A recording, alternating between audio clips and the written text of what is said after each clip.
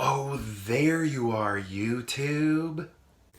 We are about to watch Bill and Ted Face the Music. Bill and Ted Face the Music has been watched. We watched it on this Blu-ray right here. And this was a continuation of our Keanu Reeves marathon that my wife and I are having. In preparation for Face the Music, yesterday we watched Excellent Adventure and Bogus Journey, so now the trilogy is complete. To start off with the film as a whole, I am surprised at how emotional it was. I actually started welling up in the eyes towards the end when everything was becoming very epic, very beautiful.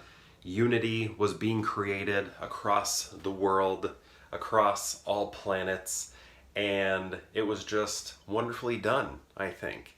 It was beautiful. It was most excellent. And another thing that I found highly bodacious was this film took from Excellent Adventure and Bogus Journey in that we have both of those sort of plot lines, I guess, events that take place in those movies sprinkled in to this one, because we are time traveling, we are meeting characters, historical figures from the past, and we are hanging out in hell as well.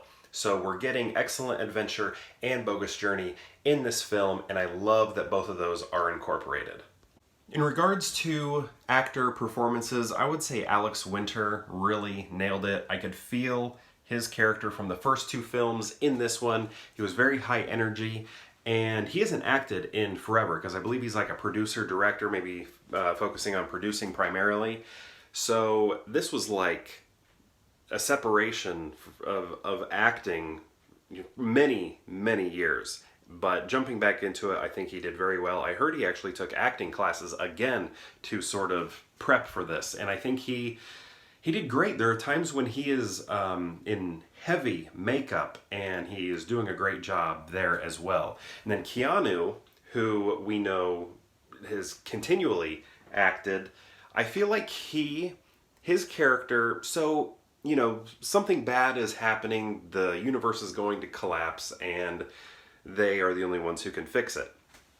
And I feel like Keanu grabbed onto this idea that Ted is worried that because of he and Bill, the world is not going to survive, right? And I feel like he sort of grasped onto that and made Ted a very worried figure, because he's not very happy-go-lucky in this. And I also feel like he grasped on to Ted's voice in the previous two when he says whoa, like the breathy whoa, you know? I feel like all throughout this movie he's doing the huh, huh, huh, you know, very breathy. It's not the happy-go-lucky, you know, like we're not seeing that at all in this movie. You get it a little bit, but not as much. So I feel like when it comes to the original characters that we know from Excellent Adventure and Bogus Journey, I think Alex Winter grasped that and brought it to this third film.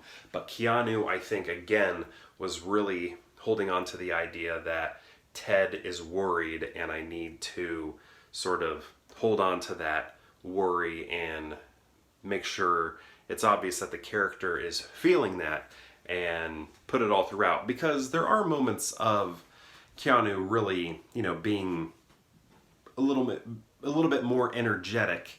That youthful energy you can see a little bit, but I think Alex Winter sort of made his character that youthful energy, like continued that. And Keanu sort of stripped him of the youthful energy and added the more, oh man, he's just very worried and breathy, and oh, what are we gonna do?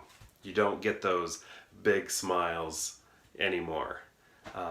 So I kind of missed that, but I think it was a new take on the character that made sense for the way this film was designed story-wise. The two actors that play their daughters were fantastic choices, and you can see that they studied the first two films and sort of integrated that into their characters, and I thought that was very nice. It was just clear that they did their homework, but were also making these characters their own. So I don't know. I was impressed. I thought that was good. I liked the way that they wove those two characters into the story and gave them importance. Also, Death, he is back, and it is so fantastic. I don't know. I feel like I love him so much in this one. Death just made me so happy.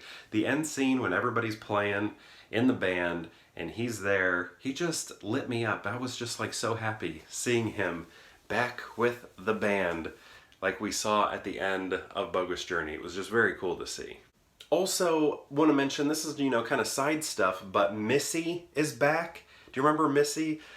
Bill's stepmom, and then later Ted's stepmom. She is in here and married to, I'll let you watch the movie to find out. Also, Ted's dad is in it, and I remember thinking, like, as I was watching Bogus Journey, this is probably not a nice thing to say, but I was thinking, I wonder if any of these people are still alive. But Ted's dad definitely still is, because he's in this movie, and that was very cool to see him. And he brought a lot of energy, I feel like, to the movie as well. So, I don't know, I thought it was a lot of fun.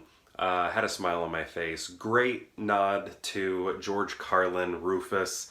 I thought that was fantastic, the way they handled that. And, how they sort of, let the next generation of his character, daughter basically, sort of take over his role. I thought that was done very well. It was, I don't know, I liked it. I thought it was good. I'm very sad that this movie had to deal with the pandemic and probably got much fewer viewers than it would have had it gone to theaters, because I think this movie deserved to be a theater movie, because it did feel like a cinematic film. I think more so maybe than the other ones. I don't know, Bogus Journey is pretty cinematic. I don't know, it maybe equally so, but the special effects are really strong here, and I'm just sad that it did not get the theatrical run it deserved, because I think more people, should see it, because it's good.